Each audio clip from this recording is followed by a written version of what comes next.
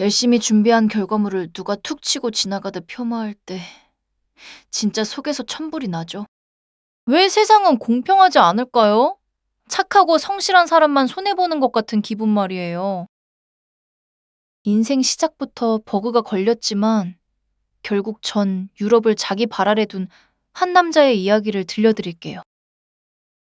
귀마의 아버지는 전설적인 장군이었지만 너무 일찍 세상을 떠나며 집안은 쫄딱 망해버렸습니다. 당시 프랑스에서 흑인 혼혈이라는 신분은 보이지 않는 감옥에 갇힌 것과 다름없었죠. 제대로 된 교육도 못 받은 채 무작정 파리에 상경했을 때 도시는 그를 벌레 보듯 차갑게 대했습니다. 아무리 재능이 넘쳐도 기회조차 주어지지 않는 현실은 그야말로 벽을 마주한 기분이었습니다. 요즘 말로 하면 백도 없고 돈도 없는 흙수저가 가장 어려운 난이도로 게임을 시작한 셈이에요. 하지만 뒤맞는 좌절 대신 글쓰기라는 자신만의 무기를 갈고 닦으며 기회를 엿보았습니다. 아무도 기대하지 않았던 그의 첫 연극이 터지던 날, 파리 전체가 뒤집어지는 반전이 일어났죠. 성공한 뒤에도 질투 섞인 편견들이 따라다녔지만 그는 결코 기죽지 않았습니다. 차별을 피해 숨는 대신 오히려 세상에서 가장 화려하고 당당하게 자신을 드러내기로 결심합니다. 자, 이제부터 이 남자가 어떻게 세상을 향해 통쾌한 복수를 시작했는지 하나씩 살펴볼까요? 보통 억울한 일을 당하면 똑같이 욕하고 싶어지잖아요. 그런데 뒤마의 방식은 완전히 달랐습니다. 전설적인 소설 몬테크리스토 백작은 사실 뒤마가 세상에 느꼈던 억울함을 투영한 대리 만족이었습니다. 내 아픔을 멋진 성과로 승화시킬 때 비로소 마음속 응어리가 풀리는 진짜 치유가 시작되거든요. 밤마다 수천 장의 원고를 써 내려가며 그는 자신을 괴롭히던 현실을 하나씩 지워나갔을 겁니다. 하나는 감정을 창작의 에너지로 바꾸는 것. 이게 바로 뒤마가 가진 천재적인 멘탈 관리법이었죠.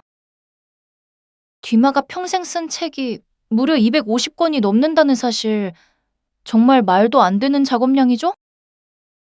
비평가들이 질보다 양이라며 비웃을 때도 그는 오직 독자들의 심장을 뛰게 하는 데만 집중했습니다.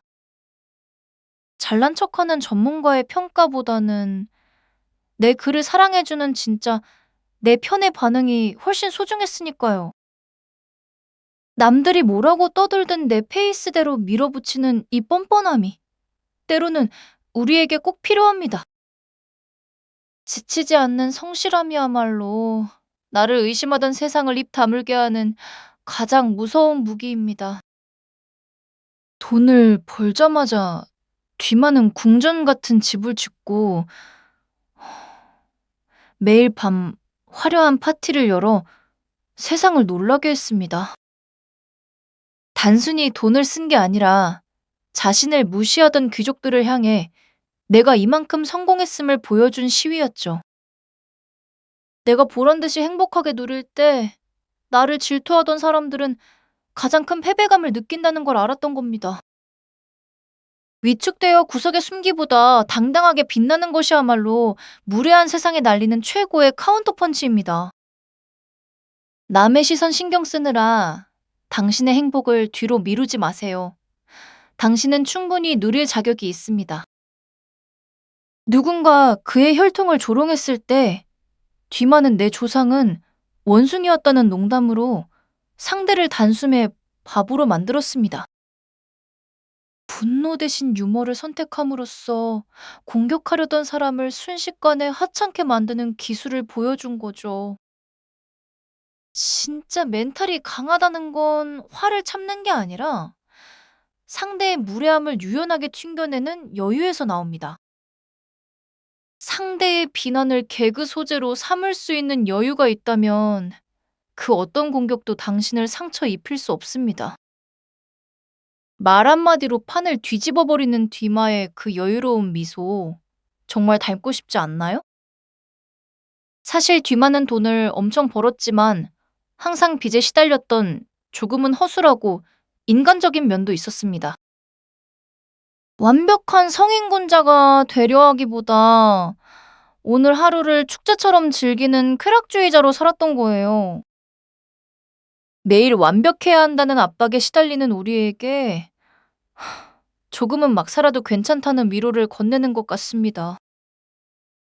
사회적인 틀에 갇히기보다 오직 자신의 즐거움을 쫓았던 선택이 그를 지치지 않게 만들었습니다.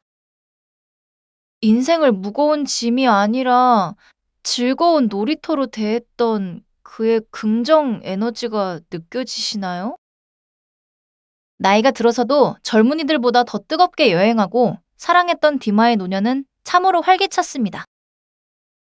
그에게 글쓰기는 고통스러운 노동이 아니라 세상과 끊임없이 대화하는 재미있는 놀이였습니다. 우리가 하는 일에서도 놀이의 요소를 하나씩 찾아낼 수 있다면 번아웃은 영원히 남의 이야기가 됩니다.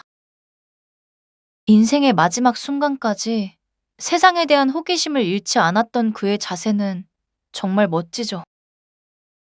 죽음을 앞둔 순간까지도 유쾌한 농담을 잊지 않았던 뒤마의 마지막은 참으로 그다웠습니다. 뒤마는 남이 시키는 일을 기다리지 않고 직접 출판사와 극장을 운영하며 자기 삶의 주인이 되었습니다. 누군가 나를 캐스팅해주길 바라지 말고 내가 직접 나의 무대를 만들어야 승산이 있습니다.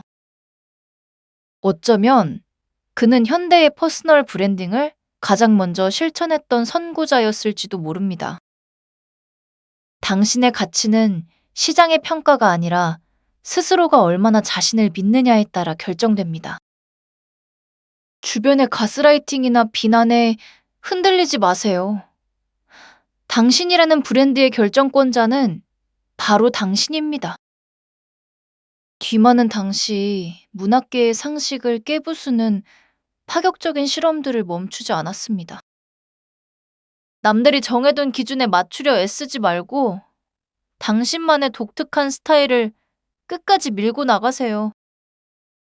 무리하게 남들과 비슷해지려는 순간 당신이 가진 가장 강력한 매력은 사라지게 됩니다.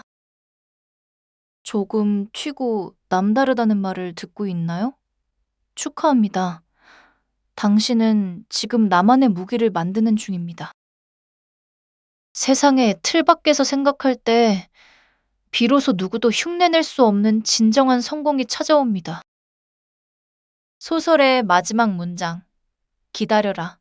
그리고 희망하라는 말은 사실 우리 모두에게 건네는 응원입니다.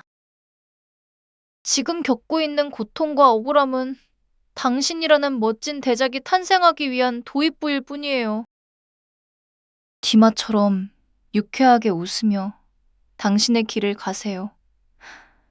결국 가장 크게 웃는 사람은 당신이 될 겁니다. 지금 여러분을 가장 힘들게 하는 억울한 일은 무엇인가요? 뒤말하면 어떻게 했을지 댓글로 들려주세요. 당신의 인생이 한 편의 통쾌한 모험소설이 되기를 응원하며 구독과 좋아요로 함께 해주세요.